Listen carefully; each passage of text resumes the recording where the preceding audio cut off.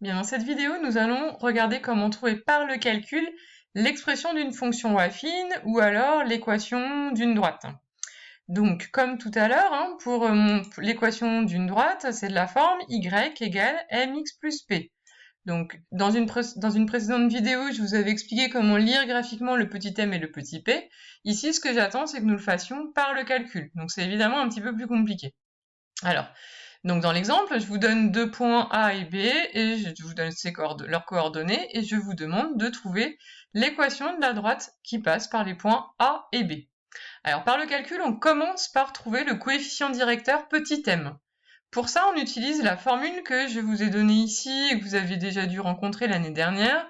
Donc, pour trouver le coefficient directeur, nous appliquons la formule m égale yb moins ya sur xb moins xa.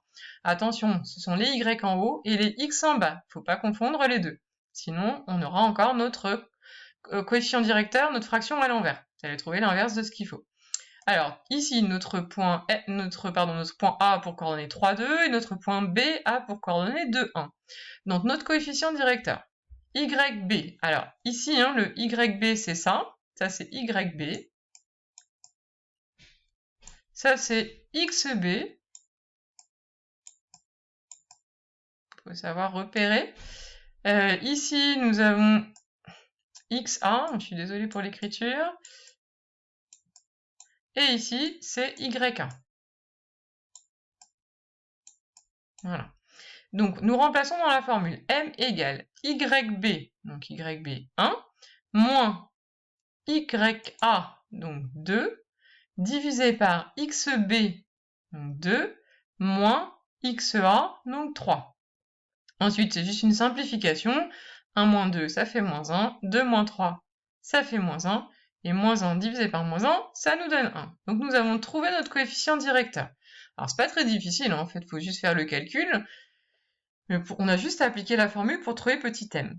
Ce qui est plus difficile ici, contrairement au graphique, par lecture graphique, c'est très facile de trouver le coefficient petit p qui est l'ordonnée à l'origine, alors que par le calcul, nous allons être obligés de résoudre une équation. Alors, vu que m vaut 1, nous savons que l'équation de notre droite AB est de la forme y égale, normalement mx plus p, mais ici je remplace le m par 1, donc ça nous donne y égale 1x plus p, que j'aurais pu aussi écrire sous la forme y égale x plus p.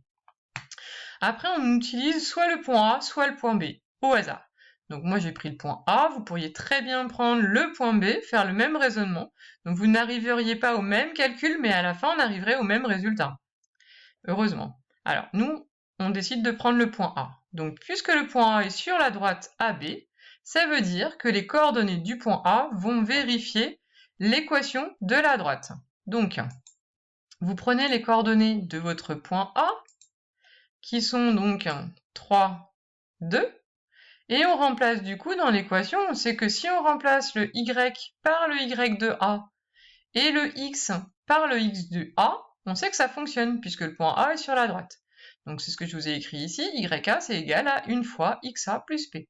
Donc à la place du Y, on met le Y du point A, donc le Y du point A c'est 2, et à la place du X, nous mettons le X du point A, c'est-à-dire 3, ce qui nous donne 2 égale 1 fois le X, donc 3, plus P. Et ça fait une petite équation. Donc on remplace le 1 fois 3 par 3, puis on enlève 3 des deux côtés, donc ça fait 2 moins 3 égale P. On simplifie, 2 moins 3, ça fait moins 1. Du coup, on trouve moins 1 égale P. Faites attention aux signes quand vous manipulez les équations. Donc nous avons trouvé P qui vaut moins 1, nous avions trouvé le M qui faisait 1, on n'a plus qu'à remplacer, ça nous fait Y égale notre M, donc M ça fait 1, X, plus P, donc moins 1. Voilà, nous avons l'équation de notre droite. Donc je rappelle, pour trouver une équation de droite par le calcul, eh bien d'abord on applique cette formule-ci pour trouver le petit m, et pour trouver petit p, il faut écrire une équation en utilisant l'un des points.